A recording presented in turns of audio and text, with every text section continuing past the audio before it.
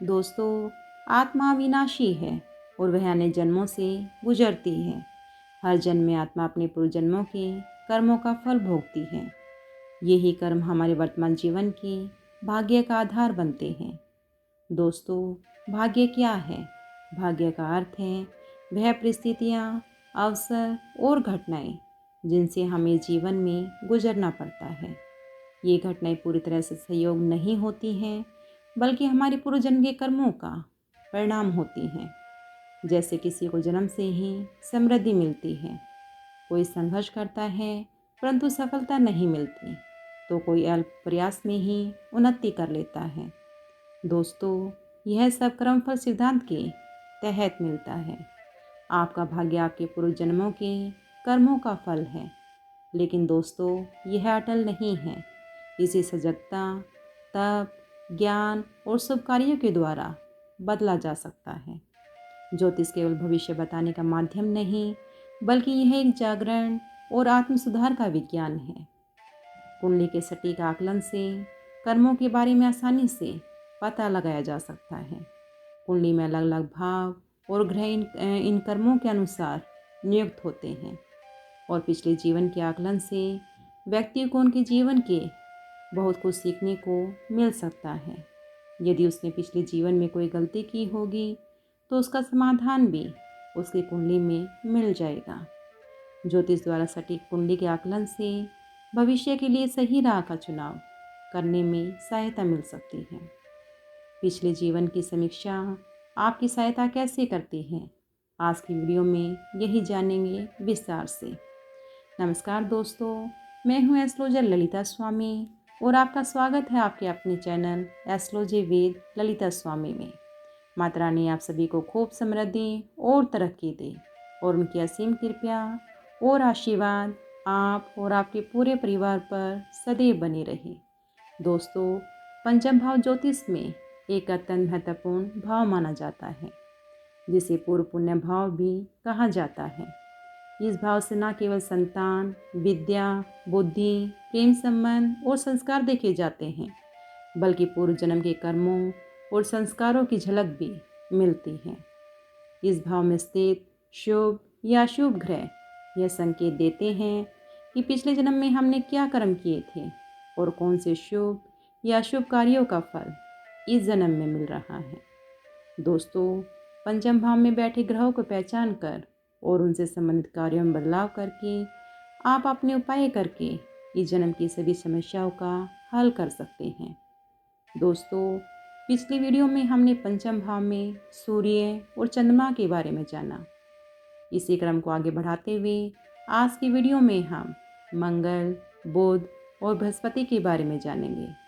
तो चलिए दोस्तों, सबसे पहले बात करते हैं मंगल पंचम भाव की। दोस्तों, मंगल पंचम घर में जब शुभ होकर बैठते हैं तो ऐसा जातक बहुत ज़्यादा साहसी और आत्मविश्वासी होता है और अपने प्रियजनों की रक्षा करने की तीव्र भावना अधिक होती है। ऐसा व्यक्ति अपने परिवार के लिए पूरे तन मन धन से समर्पित होता है और साथ ही समाज में भी अपने अच्छे कार्यों के लिए एक पहचान होती है। मंगल यदि मेष या वृश्चिक राशि में हो तो यह दर्शाता है कि आत्मा पूर्व जन्म के साहसिक कार्यों में सफल रही, लेकिन वह ऊर्जा अब भी सक्रिय है। दोस्तों, यदि मंगल पांचवें भाव में अशुभ होकर बैठे हैं तो यह स्थिति क्रोध, अधैर्य और आक्रामकता को जन्म देती है, विशेष रूप से संतान, प्रेम या शिक्षा के क्षेत्र में। संतान के साथ संबंधों में टकराव, आदेशात्मक रवैया या उनकी ओर से विद्रोह संभव है। जातक को अक्सर लगता है कि उसे खुद को या अपने बच्चों को कुछ बुरे लोगों या परिस्थितियों से बचाना है। यह पूर्व जन्म की अधूरी सुरक्षा की भावना से आता है। दोस्तों, पंचम भाव में मंगल दर्शाता है कि व्यक्ति ने पूर्व जन्म में किसी को चोट पहुंचाई थी या उसके साथ अधूरी लड़ाई रही थी।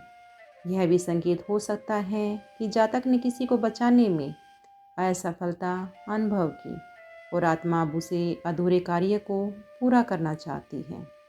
संतान, प्रेमी या प्रियजनों के साथ पुराने जन्म का अधूरा दायित्व यह आत्मरक्षा का संकल्प इस जन्म में दोहराया जा रहा है। यदि मंगल कर्क में नीच का हो तो यह संकेत हो सकता है कि पूर्व जन्म में क्रोध या पराजय ने गहरा असर डाला और आत्मा अब संयम की सीख लेकर के आई है। मंगल पर यदि राहु केतु या शनि की दृष्टि हो तो क्रम बंधन और भी गहरा हो जाता है। गुस्से, टकराव, दुर्घटना या कुटुंब में भाइयों से लड़ाई झगड़े के रूप में हानि करवाता है। ऐसे जातकों को संतान को अधिक नियंत्रण में रखने की प्रवृत्ति होती है। कभी कभी संतान को ही युद्ध भूमि की तरह देखने लगते हैं। ऐसे जाति की पढ़ाई में भी अनेकों रुकावटें आती हैं। या तो पढ़ाई रुक जाती है या पढ़ाई किसी काम नहीं आती, यानी जो पढ़ाई की थी उसके बिल्कुल विपरीत ही कैरियर होता है। प्रेम संबंधों में अधिकार की भावना, या तो मेरा या कुछ नहीं जैसी सोच रखना, यह सब खराबियाँ देता है। दोस्तों, पंचम भाव का मंगल यह बताता है कि आत्मा किसी अधूरी लड़ाई, गुस्से या सुरक्षा को लेकर इस जन्म में आई है। जो कर्म पूर्व जन्म में आपने हुक्म या गुस्से से किए, उसका प्रभाव इस जन्म में लौट सकता है। दोस्तों, क्रोध और जल्दबाजी पर नियंत्रण रखें।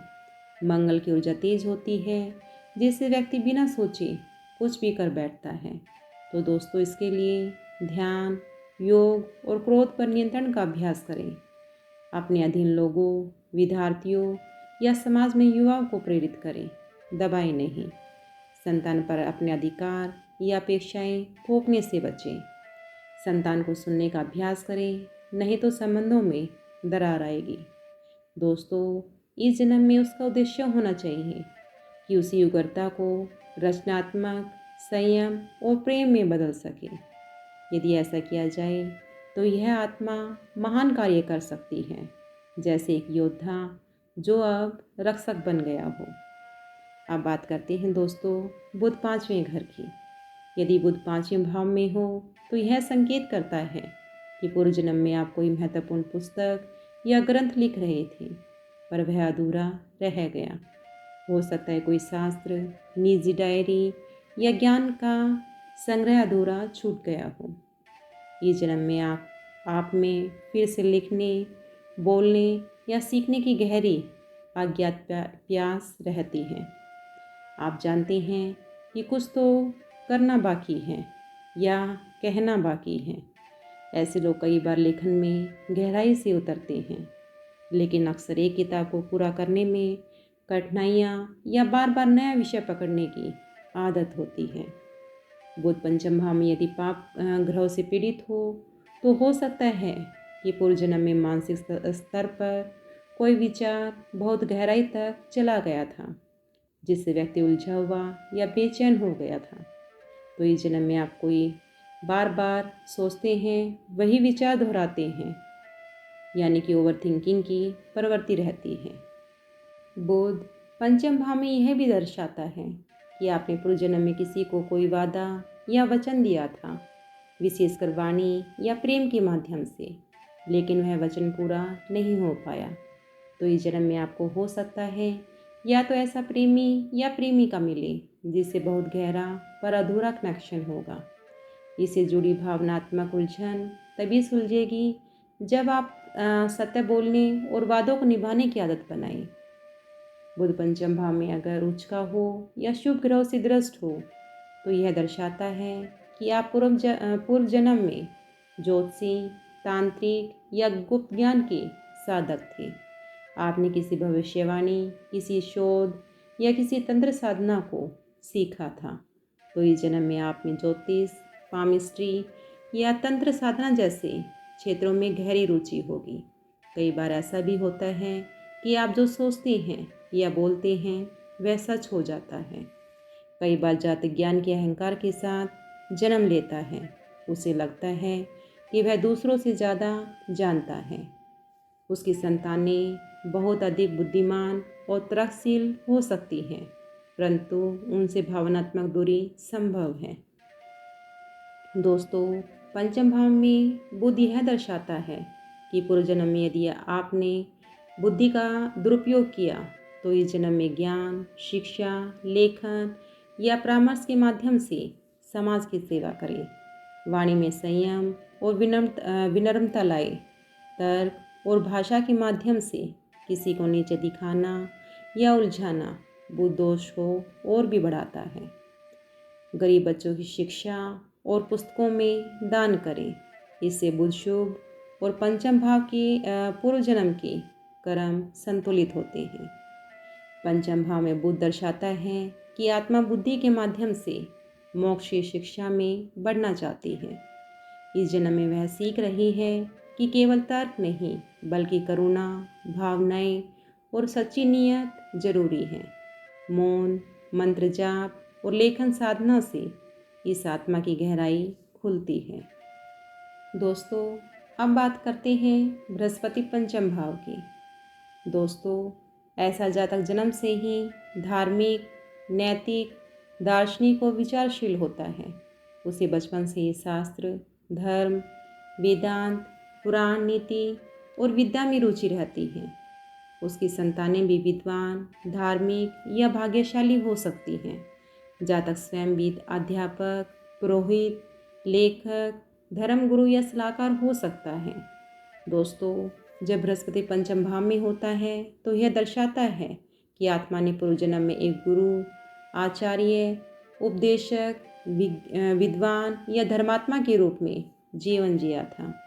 उसने शिक्षा, धर्म, नीति और उच्च आध्यात्मिक मूल्यों का पालन किया और दूसरों को भी सिखाया। वह धार्मिक संस्थानों, गुरुकुलों या आध्यात्मिक केंद्रों से जुड़ा हो सकता है। यदि बृहस्पति शुभ है तो यह संकेत हो सकता है कि आत्मा ने पुण्य और ज्ञान का संचय किया था। यह स्थिति दर्शाती है कि आत्मा ने पूर्व जन्म में किसी को ज्ञान दिया या किसी शिष्य को मार्गदर्शन किया था, या फिर किसी से ज्ञान लिया और उसे अधूरा छोड़ दिया।